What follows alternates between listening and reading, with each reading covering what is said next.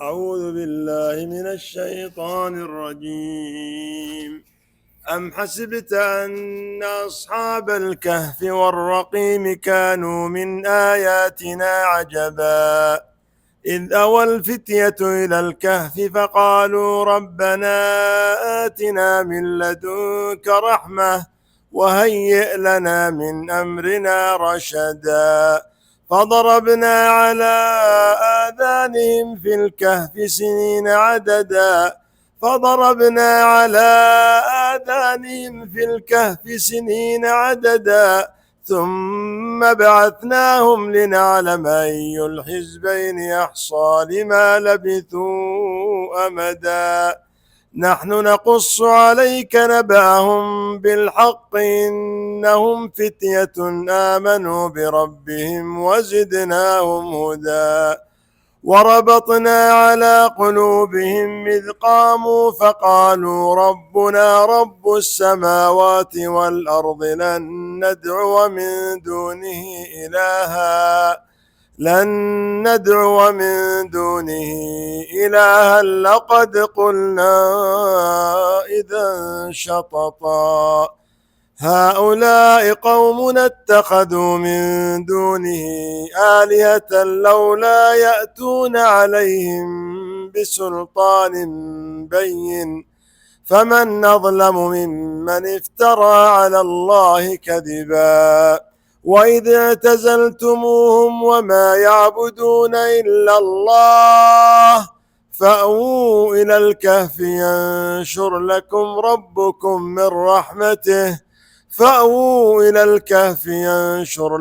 ربكم من رحمته ويهيئ لكم من أمركم مرفقا. بسم الله الرحمن الرحيم.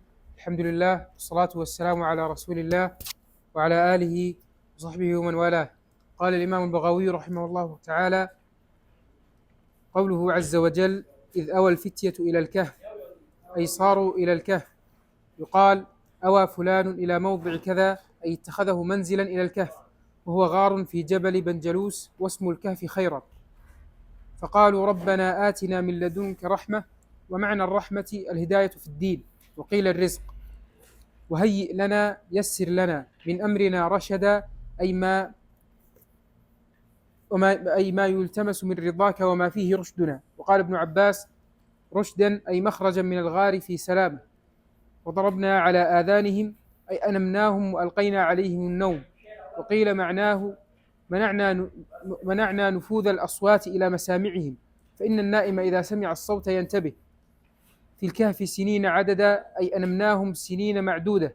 وذكر العدد على سبيل التأكيد، وقيل وذكر العدد على سبيل التأكيد، وقيل ذكره يدل على الكثرة، فإن القليل لا يعد في العادة. ثم بعثناهم، يعني من نومهم، لنعلم، أي علم المشاهدة، أي الحزبين، أي الطائفتين أحصى لما لبثوا أمدا.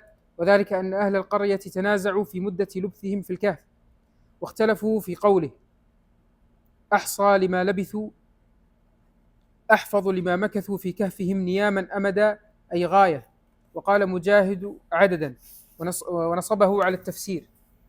نحن نقص عليك، نقرأ عليك نبأهم، خبر أصحاب الكهف، بالحق بالصدق، إنهم فتية شبان آمنوا بربهم وزدناهم هدى، إيمانا وبصيرة. وربطنا، شددنا، على قلوبهم بالصبر والتثبيت، وقويناهم بنور الإيمان حتى صبروا على هجران دار قومهم، مفارقة ما كانوا فيه من العز وخصب العيش، وفروا بدينهم إلى الكهف. إذ قاموا بين يدي دقيانوس حين عاتبهم على ترك عبادة الصنم، فقالوا ربنا رب السماوات والأرض لن ندعو من دونه إلها. قالوا ذلك لأن قومهم كانوا يعبدون الأوثان. لقد قلنا إذا شططا، يعني إن دعونا غير الله لقد قلنا إذا شططا. قال ابن عباس جورا، وقال قتادة كذبا. وأصل الشطط والإشطاط مجاوزة القدر والإفراط.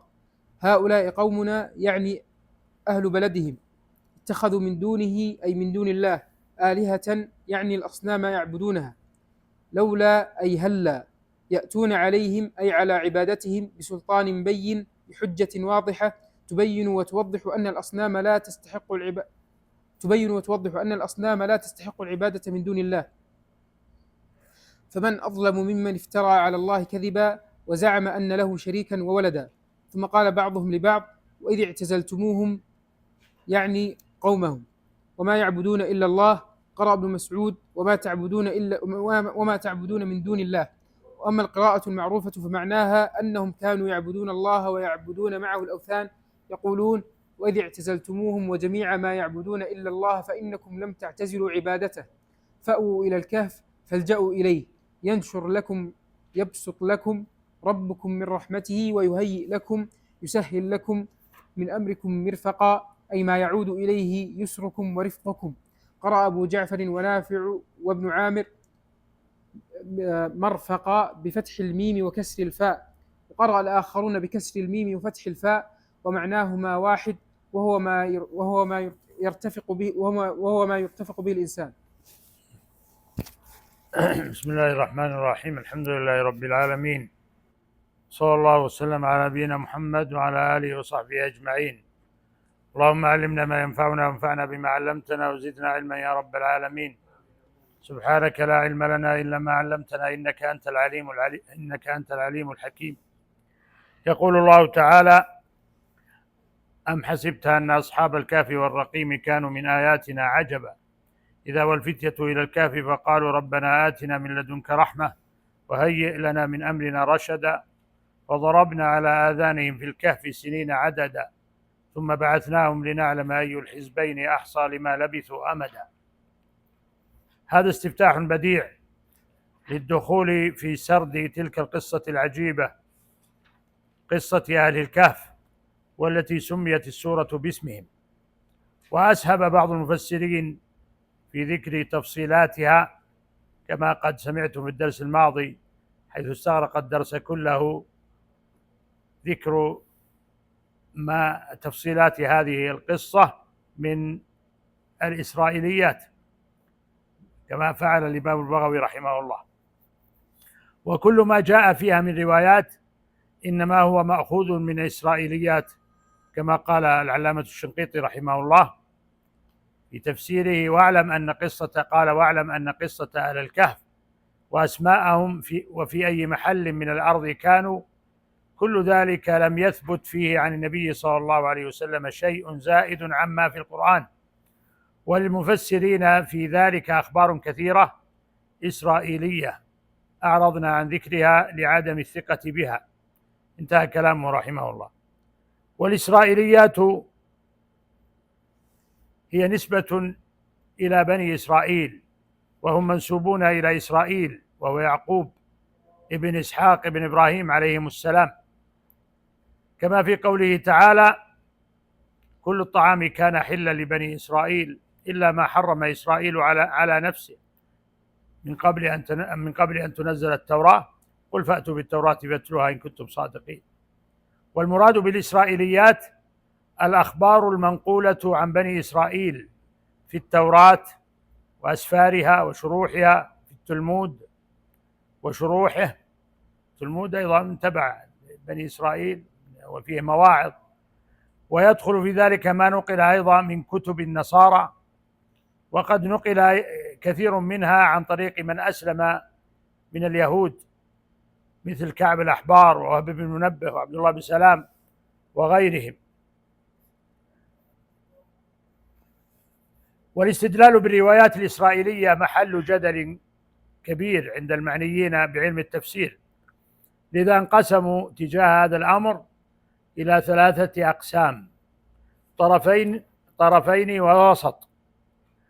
فقسم قبل هذه الروايات قبولا مطلقا وأوردها في التفسير وفيها المنكر نكارة شديدة، إما بمخالفته نصوص الكتاب والسنة، وإما بنكارته التي لا يقبلها العقل ولسنا مكلفين بقبوله. وقسم رد جميع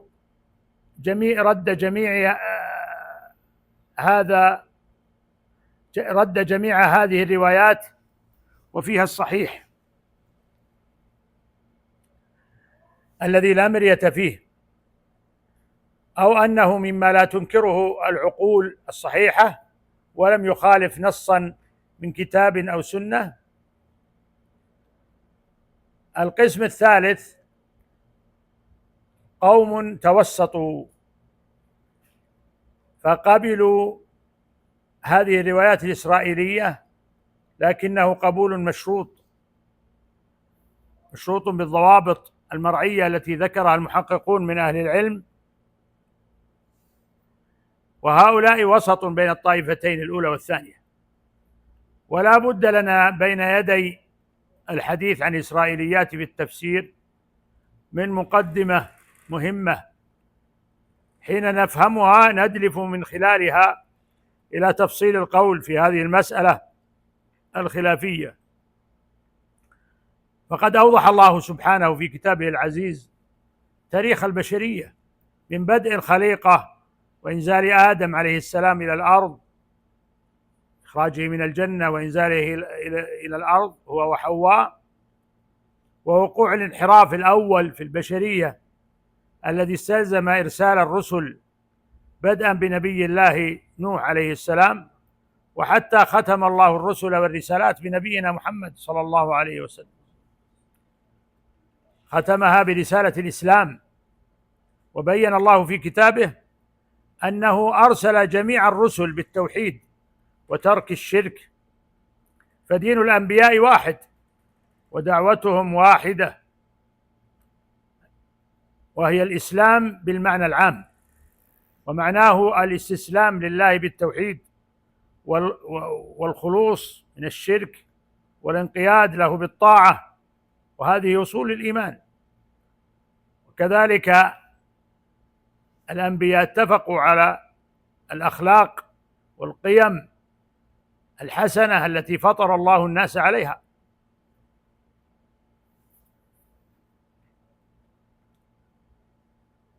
قال الله تعالى في هذا الأمر: وما أرسلنا من قبلك من رسول إلا نوحي إليه أنه لا إله إلا أنا فاعبدون. فكل الرسل يدعون إلى توحيد الله عز وجل. وفي الصحيحين عن أبي هريرة رضي الله عنه قال: قال رسول الله صلى الله عليه وسلم: أنا أولى الناس بعيسى بن مريم في الدنيا والآخرة، والأنبياء إخوة لعلات، أمهاتهم شتى ودينهم واحد. قال الحافظ ابن حجر رحمه الله: معنى الحديث أن أصل دينهم واحد وهو التوحيد، وإن اختلفت فروع الشرائع. انتهى كلامه. وإخوة علات يعني الإخوة من أب واحد وأمهات شتى. فالبشرية ثم اقتضت حكمة الله سبحانه أن يختم الرسالات برسالة الإسلام، ويختم الرسل برسول الإسلام نبينا محمد صلى الله عليه وسلم. فالبشرية من حين خلقت إلى أن يرث الله الأرض ومن عليها بينها أمور مشتركة، أعظمها وأعلاها توحيده سبحانه، ثم قد تشترك في بعض الشرائع العظام كالصلاة والصيام والحج. فهذه الشرائع كانت لدى الأمم السابقة، كما قال تعالى عن نبيه إسماعيل عليه السلام: وكان يأمر أهله بالصلاة والزكاة وكان عند ربه مرضيا. وكما بين سبحانه أن الصيام شرعه الله على من قبلنا في قوله تعالى: يا أيها الذين آمنوا كتب عليكم الصيام كما كتب على الذين من قبلكم لعلكم تتقون.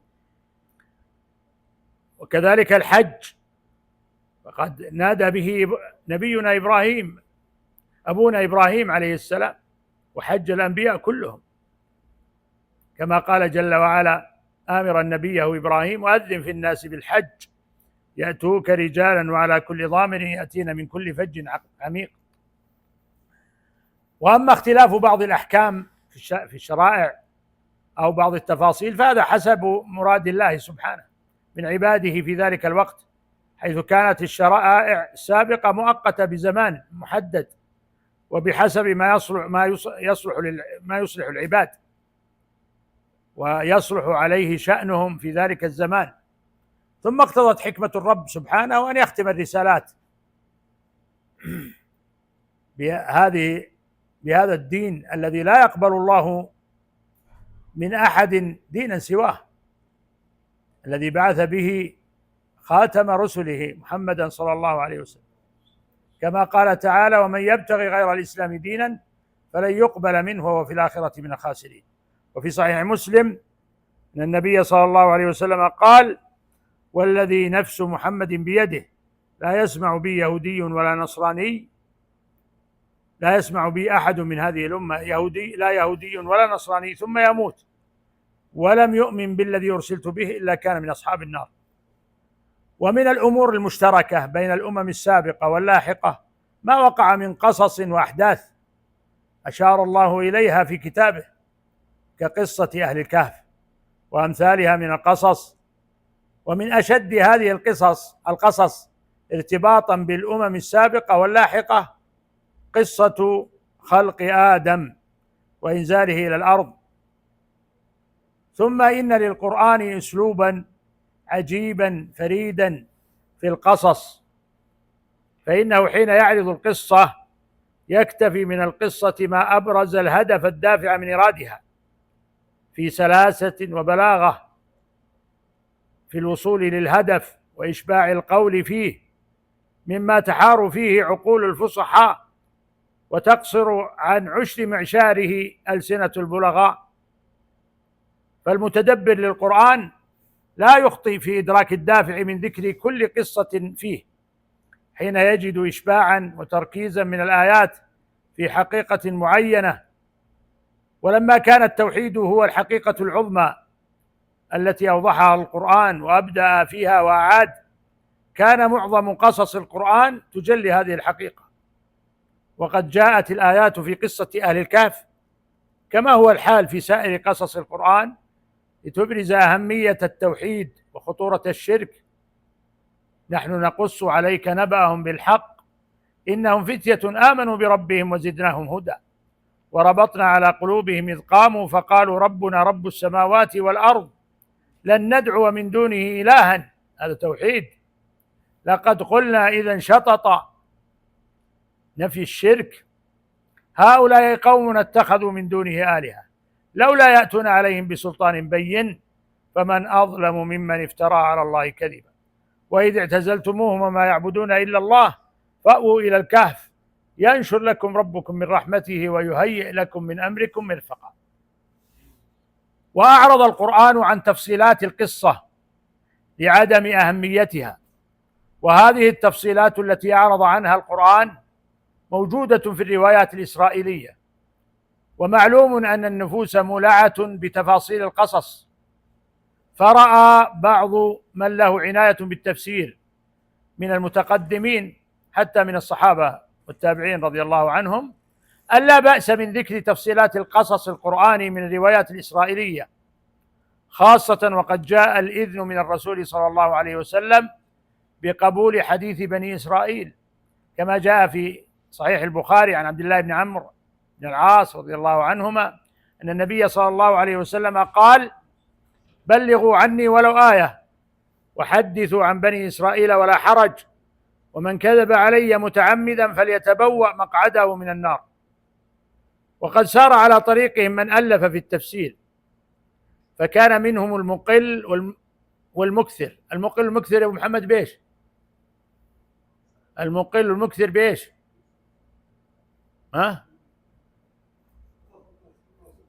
إسرائيليات، قصص بني إسرائيل، انتبهوا. فكان منهم المقل والمكثر، لكن أكثرهم كانوا ملتزمين في كل ما يروونه من الإسرائيليات بالضوابط المرعية التي اتفق عليها المحققون من أهل العلم. قال الإمام الحافظ بن كثير رحمه الله بعد أن ذكر حديث بلغوا عني ولو آية وحدثوا عن بني إسرائيل ولا حرج، قال: ولكن هذه الأحاديث الإسرائيلية تذكر للاستشهاد لا للاعتضاد، فإنها على 3 أقسام.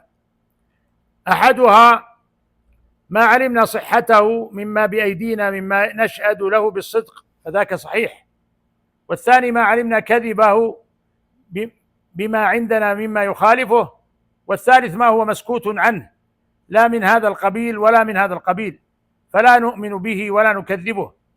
وتجوز حكايته لما تقدم، وغالب ذلك مما لا فائدة فيه تعود إلى أمر ديني، ولهذا يختلف علماء أهل الكتاب في مثل هذا كثيرا، ويأتي عن المفسرين خلاف بسبب ذلك، كما يذكرون في مثل أسماء أصحاب الكهف ولون كلبهم وعدتهم وعصا موسى من أي شجر كانت، وأسماء الطيور التي أحياها الله لإبراهيم، وتعيين البعض الذي ضرب به القتيل من البقرة، ونوع الشجرة التي كلم الله منها موسى، إلى غير ذلك مما أبهمه الله تعالى في القرآن مما لا فائدة في تعيينه تعود على المكلفين في دنياهم ولا دينهم، ولكن نقل الخلاف عنهم في ذلك جائز. وقال شيخ الإسلام ابن تيمية رحمه الله: الاختلاف في التفسير على نوعين، منه ما مستنده النقل فقط، ومنه ما يعلم بغير ذلك، إذ العلم إما نقل مصدق وإما استدلال محقق، والمنقول إما عن المعصوم وإما عن غير المعصوم، والمقصود بأن جنس المنقول سواء كان عن المعصوم أو غير المعصوم، وهذا النوع الأول منه ما يمكن معرفة الصحيح منه والضعيف، ومنه ما لا يمكن معرفة ذلك فيه، وهذا القسم الثاني من المنقول وهو ما لا طريق إلى الجزم بالصدق منه، فالبحث عنه مما لا فائدة فيه، والكلام فيه من فضول الكلام. وأما ما يحتاج المسلمون إلى معرفته فإن الله نصب على الحق فيه دليلا، فمثال ما لا يفيد ولا دليل على الصحيح منه اختلافهم في أحوال أصحاب الكهف، وفي البعض الذي ضرب به موسى من البقرة، وفي مقدار سفينة نوح وما كان خشبها، وفي اسم الغلام الذي قتله الخضر ونحو ذلك. فهذه الأمور طريق العلم بها النقل، فما كان من هذا منقولا نقلا صحيحا عن النبي صلى الله عليه وسلم كاسم صاحب موسى أنه الخضر فهذا معلوم، وما لم يكن كذلك بل كان مما يؤخذ عن أهل الكتاب كالمنقول عن كعب الأحبار ووهب ومحمد بن إسحاق وغيرهم ممن يأخذ عن أهل الكتاب، فهذا لا يجوز تصديقه ولا تكذيبه إلا بحجة، كما ثبت في الصحيح عن النبي صلى الله عليه وسلم أنه قال: إذا حدثكم أهل الكتاب فلا تصدقوهم ولا تكذبوهم، فإما يحدثوكم بحق فتكذبوه، وإما يحدثوكم بباطل فتصدقوه. وكذلك ما نقل عن بعض التابعين وإن لم يذكر أنه أخذه عن أهل الكتاب، وإن لم يذكر أنه أخذه عن أهل الكتاب، فمتى اختلف التابعون لم يكن بعض أقوالهم حجة على بعض، وما نقل في ذلك عن بعض الصحابة نقلا صحيحا فالنفس إليه أسكن مما نقل عن بعض التابعين، لأن احتمال أن يكون سمعه من النبي صلى الله عليه وسلم أو من بعض من سمعه منه أقوى، ولأن نقل الصحابة عن أهل الكتاب أقل من نقل التابعين. ومع جزم الصاحب يعني الصحابة رضي الله عنهم فيما يقوله، كيف يقال إنه أخذه عن أهل الكتاب وقد نهوا عن تصديقهم؟ والمقصود أن الاختلاف الذي لا يعلم صحيحه ولا تفيد حكاية الأقوال فيه هو كالمعرفة لما يروى من الحديث الذي لا دليل على صحته وأمثال ذلك. وأما القسم الأول الذي يمكن معرفة الصحيح منه فهذا موجود فيما يحتاج إليه ولله الحمد. وقال رحمه الله في موضع آخر: وغالب ذلك يعني المسكوت عنه مما لا فائدة فيه يعود إلى أمر ديني، ولهذا يختلف علماء أهل الكتاب في مثل هذا كثيرا، ويأتي عن المفسرين خلاف بسبب ذلك، كما ذكر الإمام الحافظ ابن كثير رحمه الله. وقد اشتملت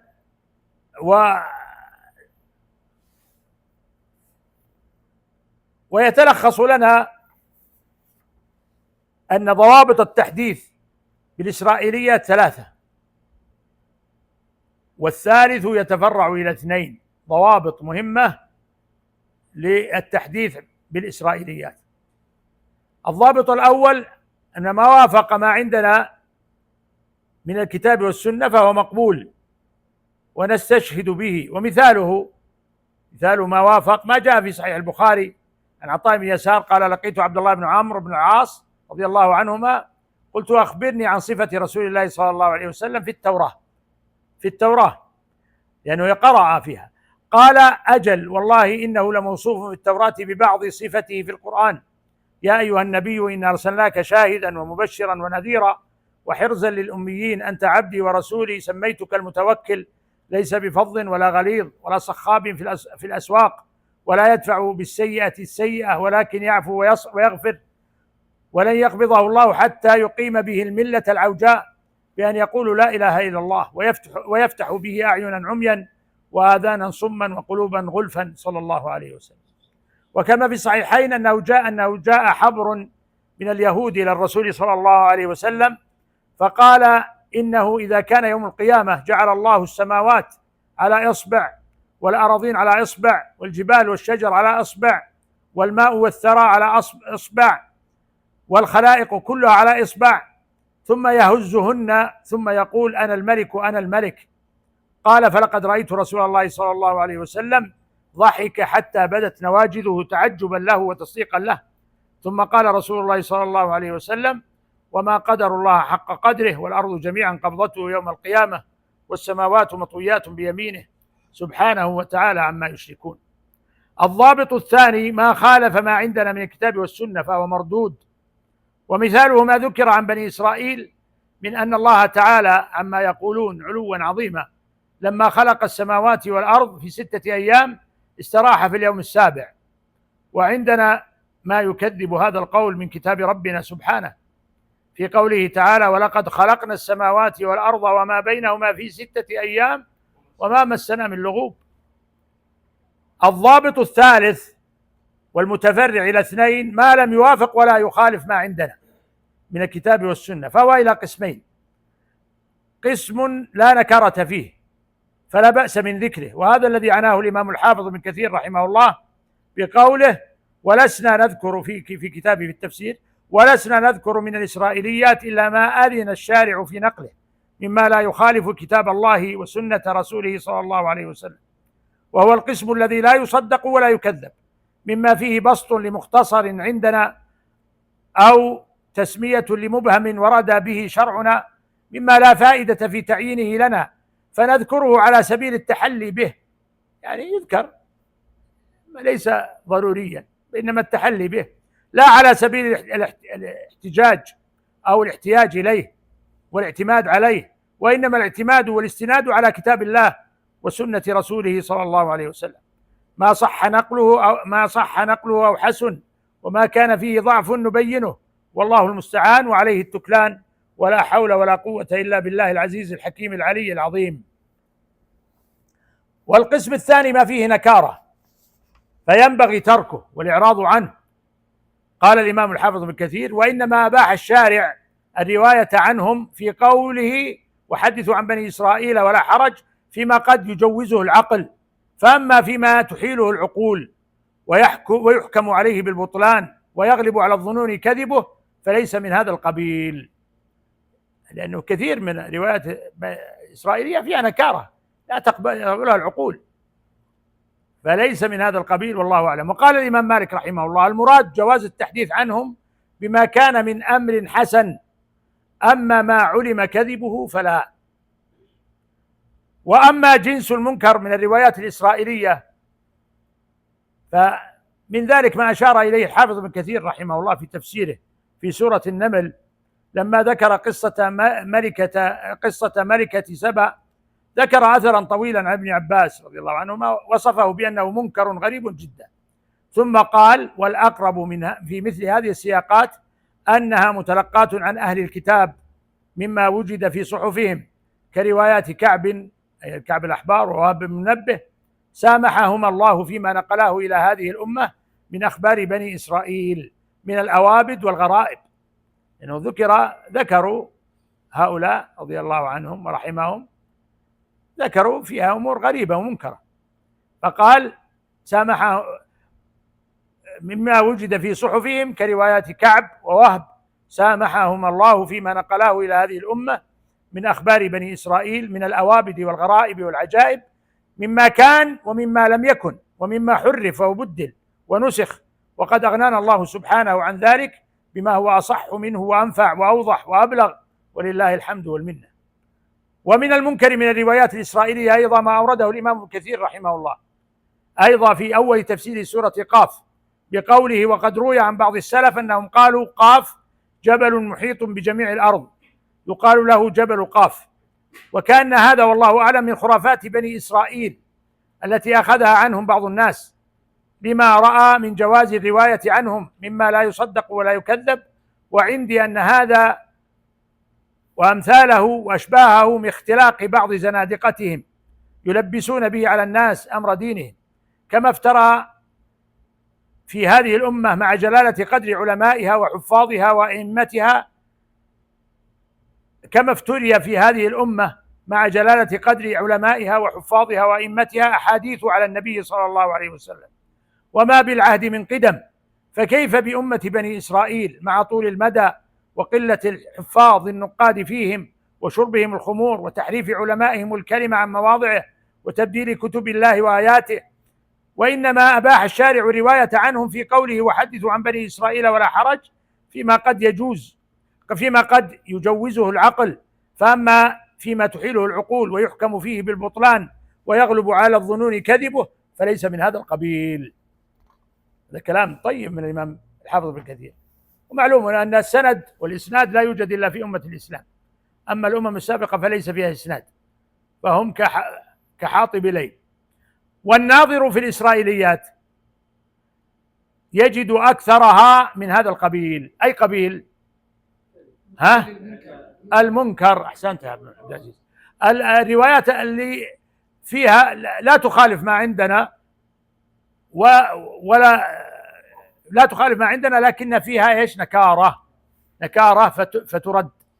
والناظر في الإسرائيليات يجد أكثرها من هذا القبيل، أعني من قبيل ما لم يوافق ولا يخالف ما عندنا لكن فيه نكارة.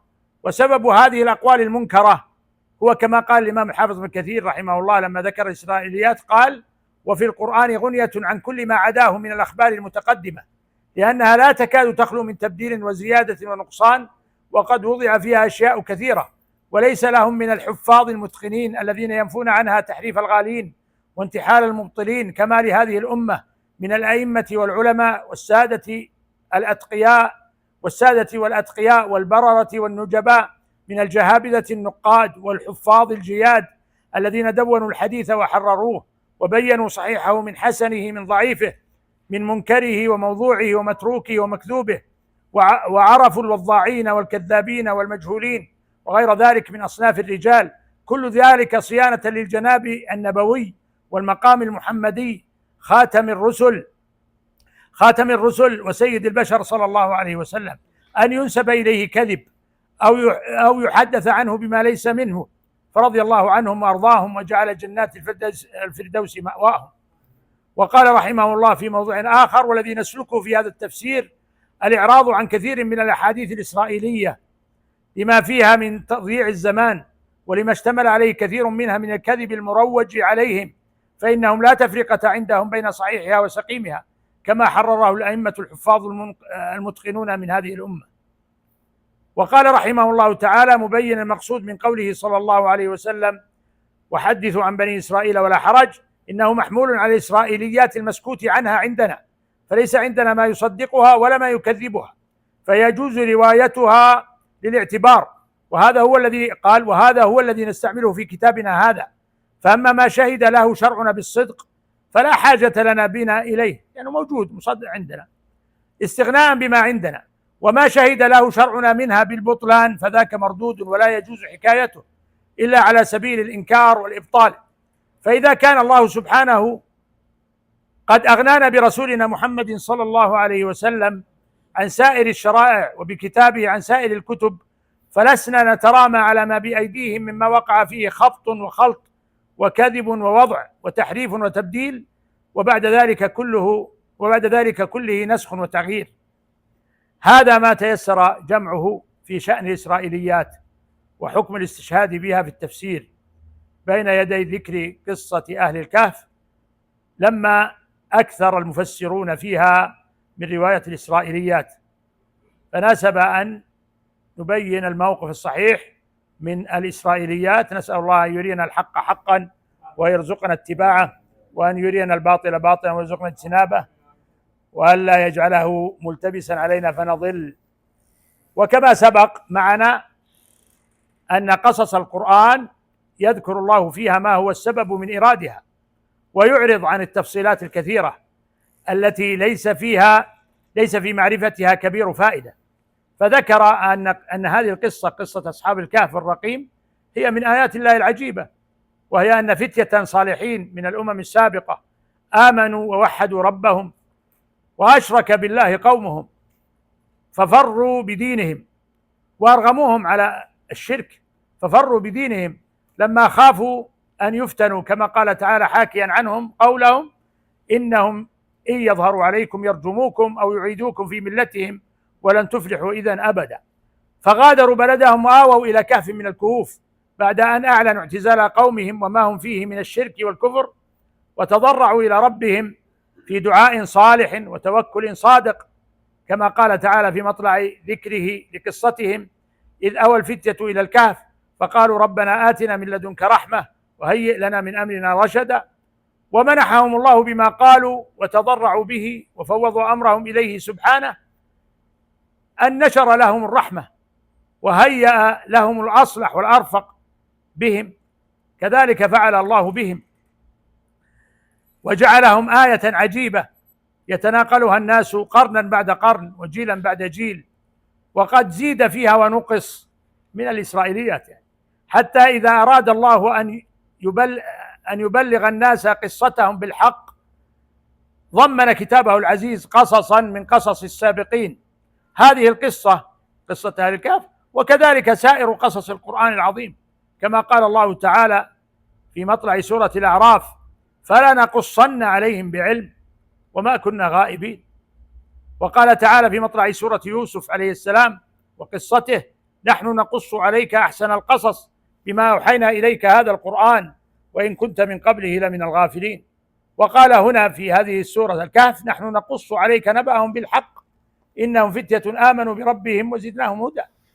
فذكر الله فيها ما هو نافع لمتلقيها، وأعرض عما سوى ذلك بأسلوب بديع وربط عجيب هو من خصائص قصص القرآن العظيم.